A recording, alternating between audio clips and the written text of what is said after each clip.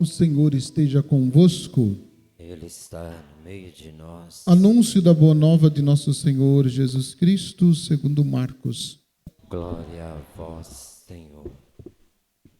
Naquele tempo disse Jesus aos seus discípulos: Cuidado, ficai atentos, porque não sabeis quando chegará o momento.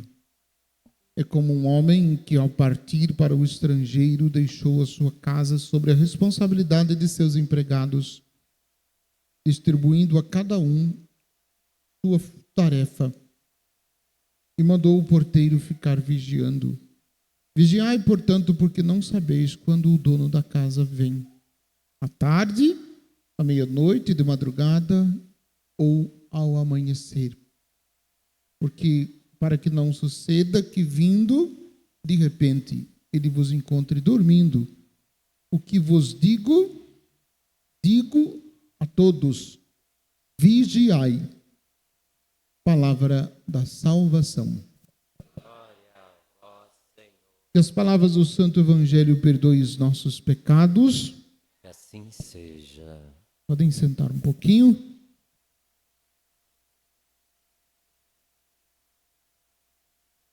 Prefácio da missa, nós vamos rezar daqui a pouco, ele diz que o Senhor veio uma primeira vez revestido da nossa fragilidade e virá uma segunda vez revestido de sua glória. Veio a primeira vez revestido de nossa fragilidade. Deus se fez homem. Deus se fez um de nós. Diante de Deus, até as montanhas derretem. Não existe nada comparável, igual ou maior ao Senhor Deus. Conforme o profeta Isaías nos orientou na primeira leitura que nós ouvimos. Desce, pois, e as montanhas se derretem diante de ti. Nunca se ouviu dizer, nem chegou aos ouvidos de ninguém, jamais olhos viram que um Deus, exceto tu, tenha feito tanto pelos que nele esperam. É a oração do profeta, né, que nós ouvimos na primeira leitura da missa.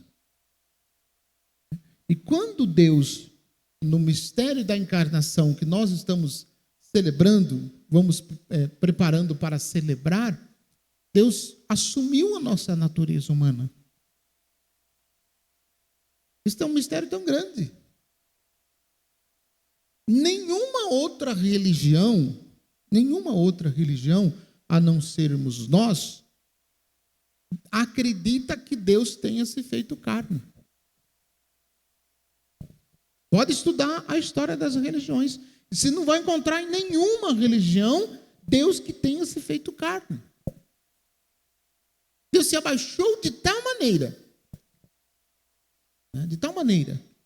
tornando-se um de nós, tornando-se igual a nós. Diante dele nada se compara, como nós ouvimos.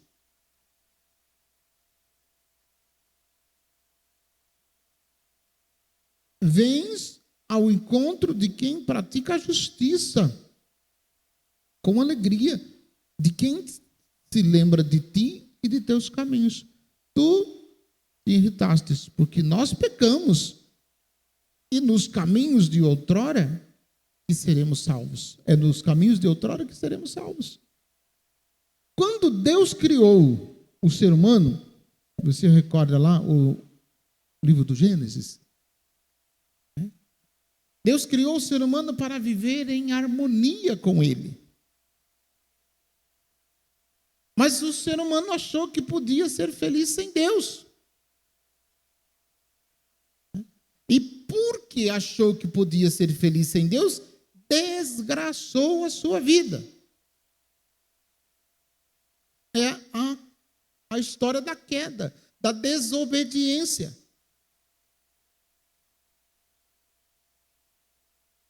Pela desobediência, estaríamos todos nós condenados a viver para sempre longe de Deus. Mas Deus, no seu amor por cada um de nós, nos enviou o seu Filho. Deus se fez carne e Deus mesmo veio nos resgatar. Deus mesmo se abaixou. Deus se colocou à nossa altura. Para que o pecado não mais domine sobre nós. E aí nós iremos contemplar, nesse tempo, Deus conosco. Isto é, depois da encarnação de Jesus, ninguém mais pode se sentir sozinho. Ninguém mais pode viver em solidão, porque de agora em diante, isto é, do mistério da encarnação em diante, Deus é conosco. Deus é um de nós, Deus está sempre do nosso lado. Deus sente a nossa natureza. Deus assumiu a nossa natureza, melhor dizendo, Deus assumiu a nossa natureza e tornou-se próximo a nós. Ele se abaixou. E aí nós o contemplamos aquilo que eu já disse. Diante dele até as montanhas se derretem. As montanhas se derretem diante de ti. Desce, pois, e as montanhas se derretem diante de ti. Nos diz o profeta Isaías. Tão grande, tão imenso, tremendo, né? Tremendo é o nosso Deus. E aqui no profeta Isaías, nós temos ainda somente a profecia. Mais ou menos 800 anos antes do nascimento de Jesus.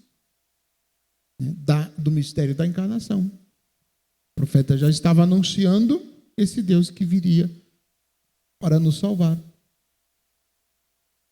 E aí, porque Deus nos enviou o seu Filho para nos salvar, Paulo, na segunda leitura, nos diz que não nos falta dom algum. Assim, não tendes falta de nenhum dom, vós que aguardais a revelação do Senhor nosso, Jesus Cristo. Não nos falta dom algum. O Senhor nos concedeu o maior de todos os dons, e com este dom, que é o próprio Cristo, o próprio Filho de Deus encarnado, tudo que nós precisamos, tudo que nós necessitamos. E aí nos faz prestar atenção, às vezes nós nos deparamos com o coração apegados às coisas deste mundo. Não é? Será que você não é apegado também às coisas desse mundo?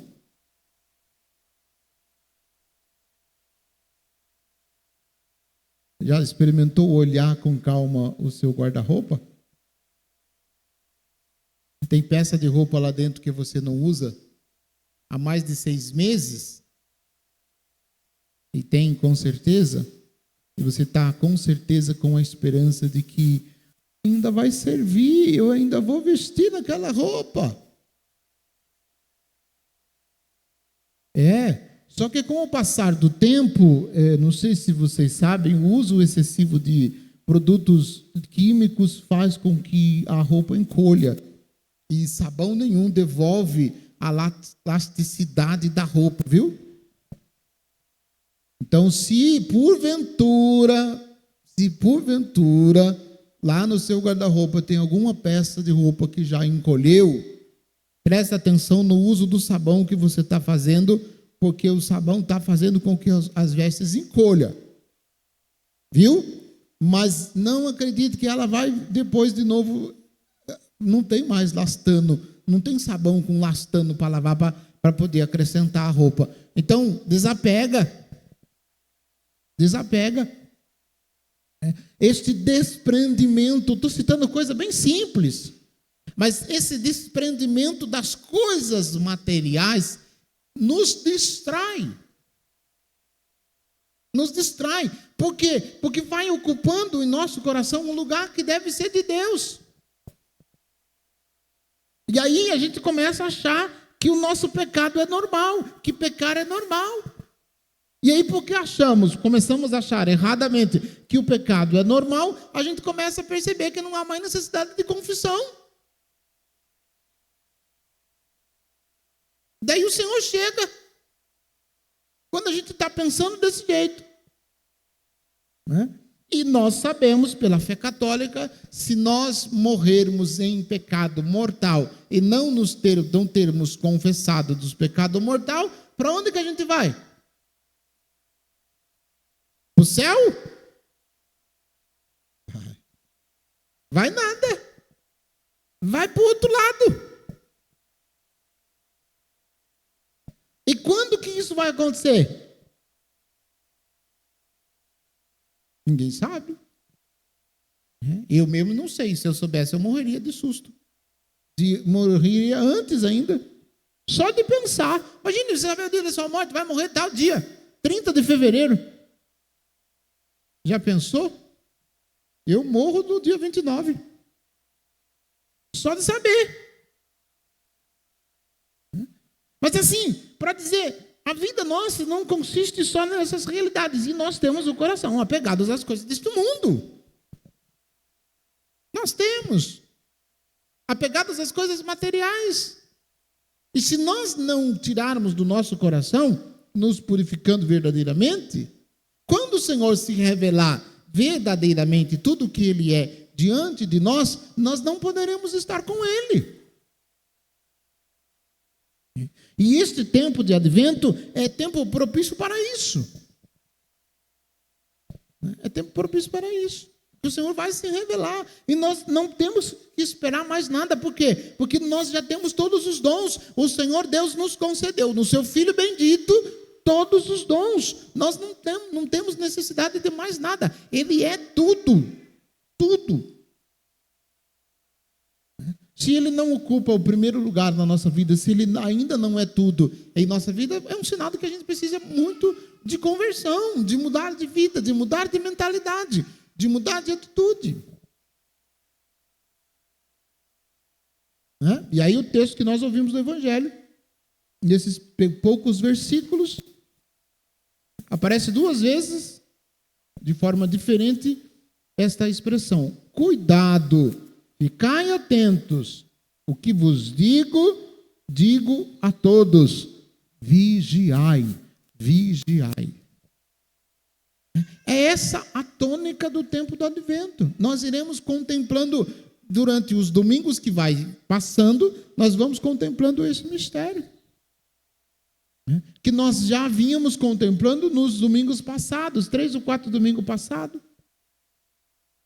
Da parábola das 10 virgens, da parábola dos talentos, da parábola do juízo final.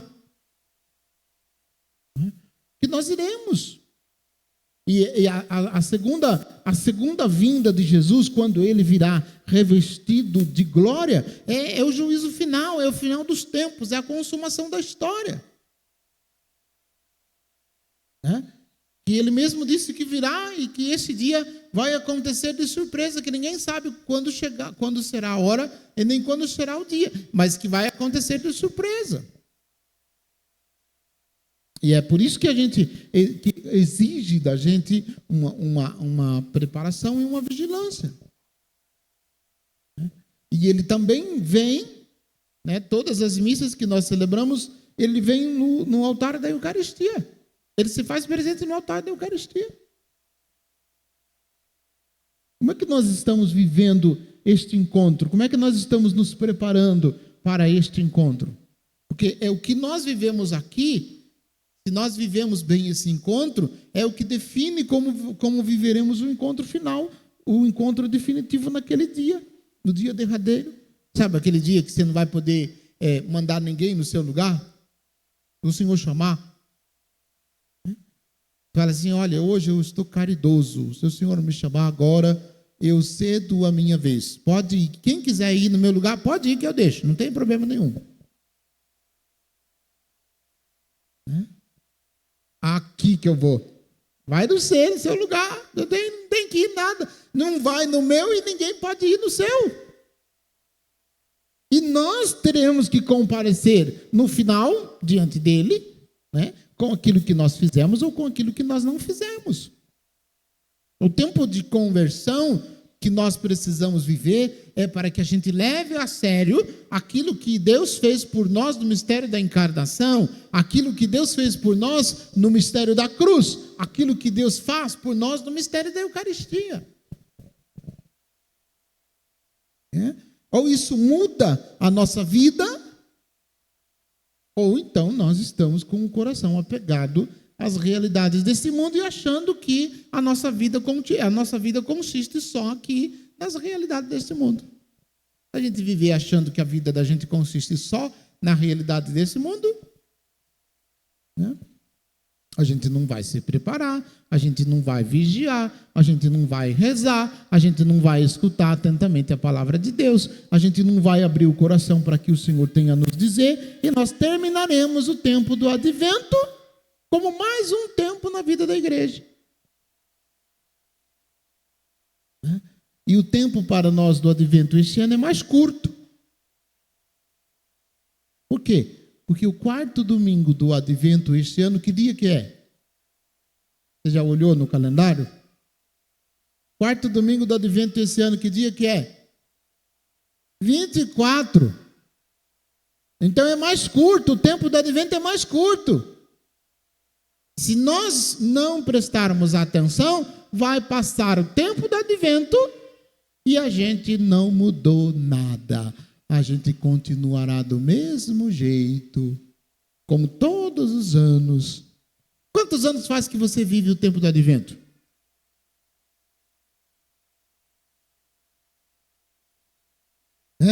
Quantos anos faz que você vive o tempo do advento? Padre, vai fazer eu falar a minha idade? Qual é, ô? Eu faz 44, até semana retrasada, 20 dias atrás, era 43, de 20 dias para cá, agora é 44. Faz 44 anos que eu vivo o tempo do advento. Sabe o que é triste? Em 44 anos não mudou muita coisa em mim.